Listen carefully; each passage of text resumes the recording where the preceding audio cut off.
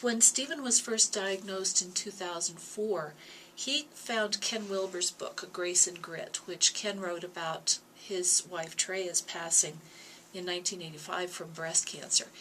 And that was actually our inspiration of how we could do Stephen's passing, because they were both big meditators, which Stephen was. They had a very powerful spiritual tradition, which Stephen and I did. It was more an eclectic view of spirituality from both East and Western viewpoints. And so having that, Stephen and I realized that at the end of life you have choices.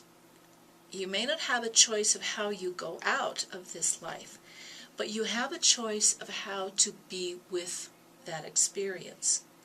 And so that's what we worked very hard on, was trying not to poison today with the probable sadness of tomorrow. That the end will come in its own time. It will come soon enough. But how can we be present with what's happening right now?